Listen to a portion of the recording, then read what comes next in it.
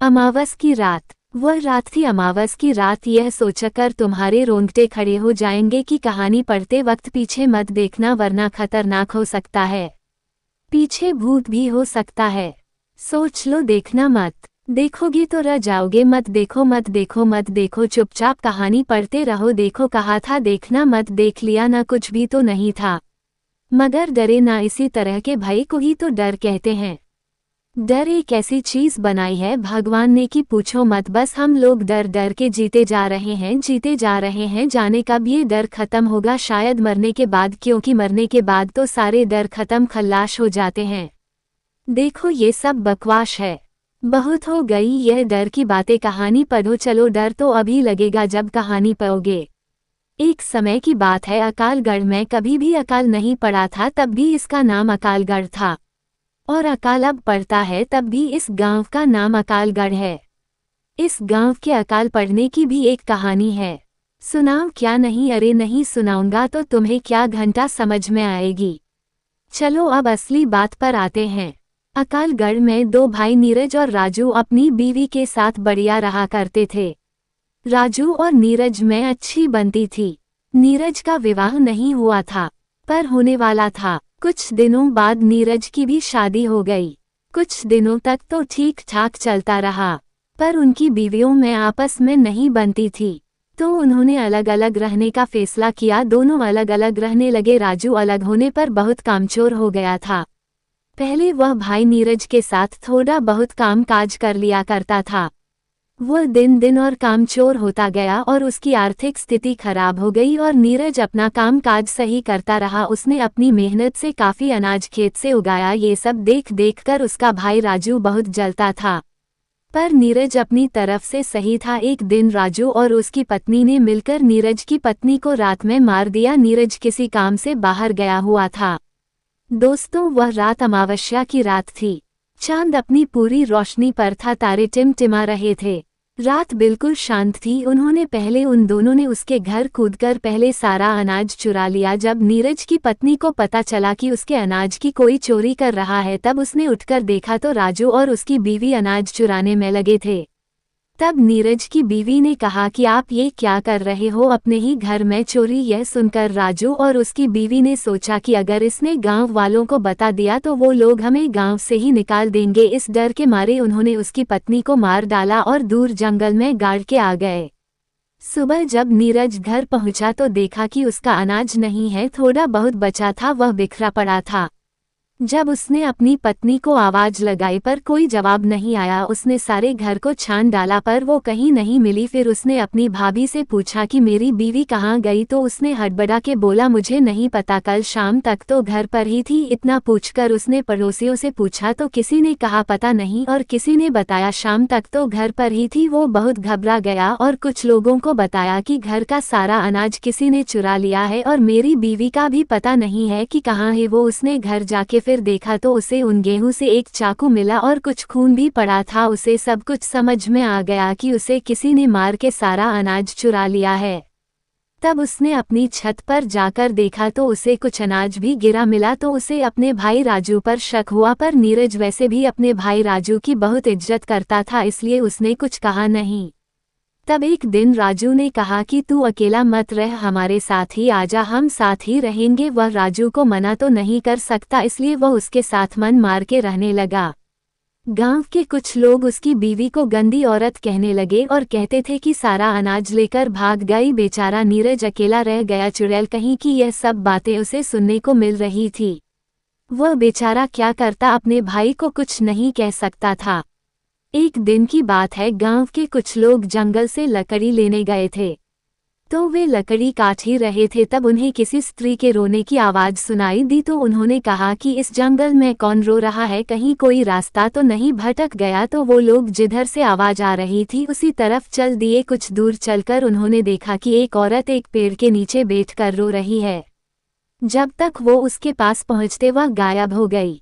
उन लोगों ने जब इस तरह का दृश्य देखा तो वो घबरा गए। उनके तो पसीने छूटने लगे। तब एक आवाज आई कि अब तुम लोग कभी भी इस जंगल से लकड़ी नहीं काटोगे और जो भी यहाँ लकड़ी काटने आएगा वो जिंदा वापस नहीं जाएगा। और तुम लोग मुझे चुड़ैल कहते हो न, तो चुड़ैल सही, आज से तुम्हारे गांव में कभी पानी नहीं बरसेगा, तुम लोग भूखे मरोगे, यहाँ सिर्फ अकाल पड़ेगा और अमावस की रात एक लाश तुम्हारे गाँव में जरूर मिलेगी। जाओ तुम सब गाँव वालों को जाकर बता दो, आज से 3 दिन बाद अमावस्या है। एक आदमी की मौत जरूर है, जिसने भी मुझे मारा है वो बचेगा नहीं। मेरा अनाज खा करके मुझे चुड़ैल कहते हो गांव वालों, मैं तुम्हें छोड़ूंगी नहीं। आज मैंने तुम्हें बख्श दिया, जाओ जाओ जाओ, चले जाओ मेरे जंगल से, मुझे अकेला छोड़ दो, जाओ मुझे तैयारी करने दो, जाओ। और फिर रोने लगी। वो लोग डर गए, ये सब क्या था? स्त्री रोने का कारण क्या था? एक आदमी बोला, अरे वह कह रही तो थी कि मेरा अनाज चुरा लिया और मुझे मार दिया। इसका मतलब यह नीरज की बीवी थी जिसे किसी ने अनाज के लिए मार डाला है और वह चुड़ैल बन गई है। तभी एकदम एक भयानक चेहरा उनके सामने आया, तुम लोग अभी तक गए नहीं, जाओ यहाँ से वरना मैं तुम्हें भी मार दूंगी। उनके तो होश उड़ गए, भागो भागो चुड़ैल चुड़ैल, ऐसा कहते हुए वह गांव पहुंचे। सारे के सारे ऐसे हौंफ रहे थे, जिंदगी में इतना कभी नहीं भागे होंगे। गांव वालों ने इस तरह उन्हें भागते हुए देखा तो कहने लगे, क्या हुआ चुड़ैल चुड़ैल बके जा रहे हो, आगे भी कुछ बोलो। अरे तुम्हें बोलने की पड़ी है, हमारी जान पर बनी है। अरे पर हुआ क्या, तुम लोग इस तरह क्यों हौंफ रहे हो, बताते हैं पहले सांस तो लेने दो। तब उन्होंने गांव वालों को बताया कि नीरज की बीवी चुड़ैल बन गई है और उसने हमसे कहा है कि मेरा अनाज किसी ने चुरा कर किसी ने उसे मार के जंगल में दफना दिया है। और वह कह रही थी कि अब तुम्हारे गांव में कभी पानी नहीं बरसेगा और हर अमावस्या को एक आदमी की मृत्यु होगी। जब तक उसकी आत्मा को शांति नहीं मिल जाएगी तब तक यूं ही वो लोगों को मारती रहेगी। एक आदमी ने पूछा, पर नीरज की बीवी को मारा किसने? कुछ लोगों ने कहा, पता नहीं, कोई तो है इस गांव में जिसने ये पाप किया है कि एक हिंदू औरत को दफना दिया। पर जिसने भी यह काम किया है उसकी वजह से सारा गांव मुसीबत में पड़ गया है। ये बात सुनकर राजू भी वहां पहुंच गया और सब बातें सुनकर उसके होश उड़ गए और वह घबरा सा गया और कहने लगा, वो चुड़ैल कोई और होगी, वह चुड़ैल नहीं बन सकती, वह तो अनाज लेकर भाग गई है। कुछ गांव वालों ने कहा, वो तो अमावस्या को ही पता चलेगा कि किसने उसकी हत्या की थी। चलो आने अपने घर जाओ, सब लोग जो होगा देखा जाएगा। राजू के चेहरे पर तो 12 बज ही गए थे और वह भागता हुआ अपनी बीवी के पास पहुंचा और बोला कि हम लोग अब नहीं बचेंगे, आज से 3 दिन बाद अमावस्या को वो चुड़ैल हमें मार डालेगी। वो बोली, तुम पागल तो नहीं हो गए, तुम्हारी तबीयत तो सही है, क्या हो गया है? चुड़ैल हमें मार डालेगी? कौन चुड़ैल? अरे वही नीरज की बीवी जिसको हमने मारकर जंगल में दफना दिया था। क्या? हाँ, वो सारे गाँव वाले कह रहे थे। नीरज ने ये सारी बातें छुपकर सुन ली थी।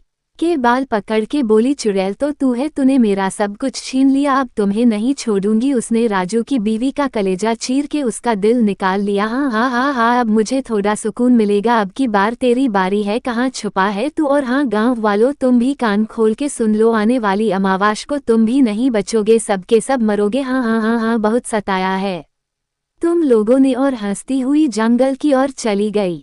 सारे गांव वाले बाहर आ गए और नीरज को उठाया और उसे पानी पिलाकर होश में लाए। उसने अपनी भाभी को मारा हुआ देख वो खूब रोया। तब तक राजू भी बाहर आ गया। उसने ये सब देख उसकी भी आंखों से आंसू निकल गए। सारा गांव रो रहा था। सुबह उसके शव को जलाया। सारे गांव वाले राजू से भला बुरा कह रहे थे कि इसकी वजह से हम सब लोग एक दिन ऐसे ही मरेंगे। सारे गांव वाले, हाँ, इसकी ही वजह से हमारे लिए यह मुसीबत खड़ी हुई है। इसको तो नरक भी नहीं झेलेगा, अपने ऐसे भाई के साथ तूने धोखा किया है। तो दोस्तों, ये थी एक अमावस की रात की एक चुड़ैल की कहानी। अब सुनो आगे की दास्तां कि किस प्रकार उस गांव में दोबारा शांति आई। नीरज, शांत हो जाओ, भगवान हमारी मदद जरूर करेगा। ऐसा तो कोई होगा जिसे हमारी मदद के लिए भगवान भेजेगा। कोई खुदा का नेक बंदा ही अब हमें बचा सकता है।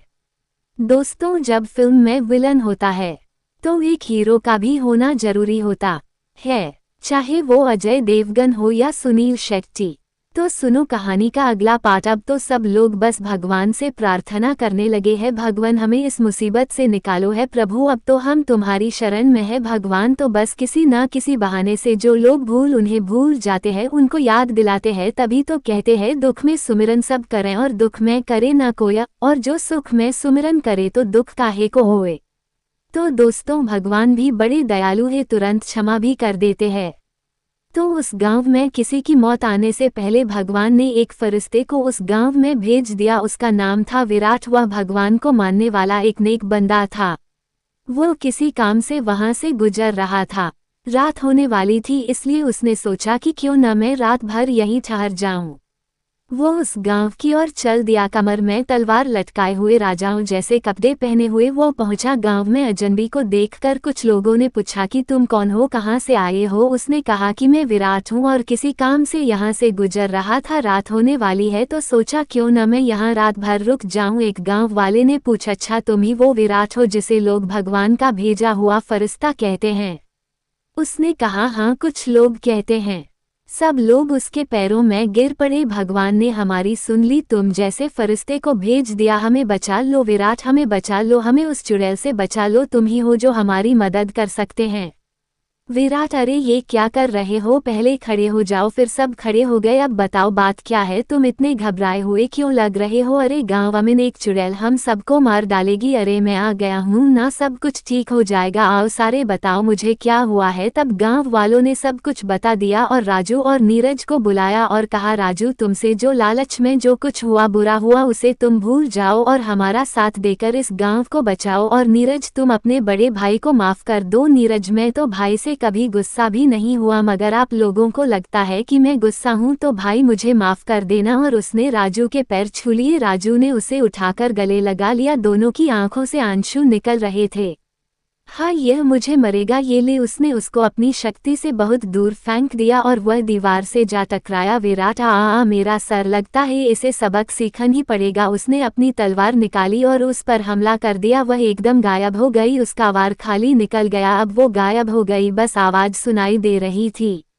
विराट ने भगवान से प्रार्थना की और आंखें खोली। अब उसे वह चुड़ैल दिखाई देने लगी। उसने अपनी तलवार से उसके चोट पहुंचा दी। अब वह अपने को हारता देख वह राजू की ओर लपकी। विराट ने मंत्र पढ़ना शुरू किए हैं, प्रभु मैं अपने पापों को कबूल करता हूं, मुझे माफ कर दो, मैं आगे से कभी ऐसी भूल नहीं करूंगा। यही राजू दोहरा रहा था और वह हवन में आहुति दे रहा था। वो उसके ऊपर लपकी। उससे पहले ही विराट ने अपनी तलवार निकाली और उसके पेट में घुसक दी। तलवार उसके पेट को चीरते हुए पार निकल गई। वो चिल्लाया। वो भागती हुई जंगल की ओर चली गई। उधर नीरज और उसके दोस्तों को वो कब्र मिल गई। वो उसे खोद ही रहे थे कि उन्हें किसी के चिल्लाने की आवाज आई। वो समझ गए कि चुड़ैल आ रही। उनके खोदने की स्पीड बढ़ाई और उसकी लाश को निकाला। वो उस लाश को निकाल पाए ही थे कि वह वहां पहुंची। वो उन पर झपटी। जैसे ही उसने उन पर हमला करना चाहा, वह चीखकर ददोर जा गिरी। वह लहसुन को देखकर दूर से ही चिल्लाए जा रही थी, उसे मत छुओ, उसे मत जलाओ। तब तक विराट भी उसका पीछा करते हुए वहां पहुंचा। उसने कहा, जल्दी से इस शरीर को जला दो। उनके तो हाथ कांप रहे थे, माचिस भी नहीं जल रही थी और वह चिल्लाए, नहीं नहीं नहीं जा रही थी, नहीं मुझे छोड़ दो, उसे मत जलाओ। माचिस जलते ही उसने उसमें आग लगा दी। शरीर जलने लगा और वह भी जलने लगी। वो नहीं मुझे छोड़ दो, मुझ पर रहम करो और वह राख के ढेर में परिवर्तित हो गई। विराट ने उन तीनों को शाबाशी दी और वह गांव वापस आ गए। सारे गांव वाले अब बहुत खुश थे। सब ने विराट का धन्यवाद किया। सुबह होते ही विराट ने कहा, अब मुझे चलना चाहिए। सब गांव वालों की आंखों में आंसू आ गए और सबको राम राम करके विराट आगे बढ़ गया।